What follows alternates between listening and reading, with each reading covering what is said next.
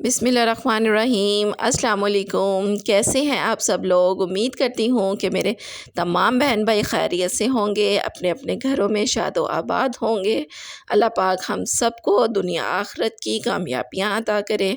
आज बनाने लगी हैं आपकी आपी घिया, जो बड़ा ही मज़ेदार और आसान से तरीके से बनने वाला है और बिल्कुल सादा। इसमें गोश्त भी नहीं डालेंगे और चने की दाल भी नहीं डालनी। आज हमने इसे बनाना है सादा और सिर्फ़ यानी कि घिया ही बनेगा।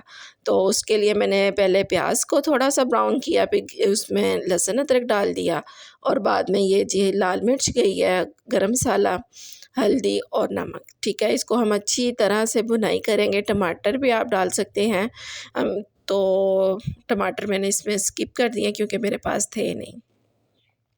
तो अब हम इसकी मज़ेदार सी भुनाई करेंगे और अच्छी तरह इसे भूनेंगे। इससे पहले कि आप मेरे चैनल पे नए हैं या आ गए हैं गलती से, तो प्लीज़ मेरे चैनल को लाइक करें, सब्सक्राइब करें और शेयर करना मत भूलें और जल्दी से कर लें ताकि आप भूल ना जाएँ ना। आपकी आप ही हर वीडियो में रिमाइंड आप लोगों को करवाती हैं, जी कर लें, जी कर लें, कर लें। चलें जी, इसके साथ ही मेरा मसाला बड़े मज़ेदार सा भुन रहा है और आज जैसे कि सैटरडे है और बच्चे भी घर में हैं और फुल घर में ना बस एक शादी वाला माहौल बना हुआ है। और ये मैंने घिया डाल दिया है बीच में।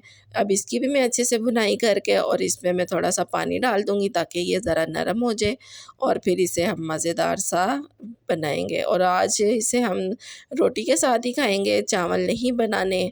तो क्योंकि रोज़ क्या कहते हैं आप लोग चावल बनाते हैं जी, डांट पड़ती है, तो आज हमने रोटी ही बनानी है। और ये देखें एक घिया प्यारा सा सोना सा, जो घिया शरीफ में काटना ही भूल गई, तो मैं इसको दोबारा से कर लूँगी। अक्सर हो जाता है ना, सम टाइम ऐसे आलू भी हम गलती से नहीं काट पाते हैं और बीच में सब्ज़ी में चला जाता है और बाद में कहते हैं ओहो ये तो हमने काटा ही नहीं। तो फिर ये देखें कितना प्यारा मज़ेदार सा घिये का सालन बिल्कुल रेडी है खाने के लिए। और अब हम इसे हरे धनिए के साथ गार्निश प्यारी सी करेंगे और फिर हम इसे मज़े से खाएँगे।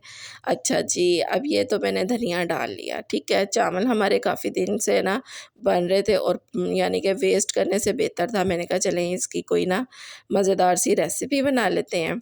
तो फिर मैंने ना जी, जो ये देखें कितने प्यारे कुरकुरे से पकोड़े मैंने बना लिए। ये चावलों के पकोड़े बनाए हैं मैंने, बड़े मज़ेदार और क्रिस्पी से बने थे।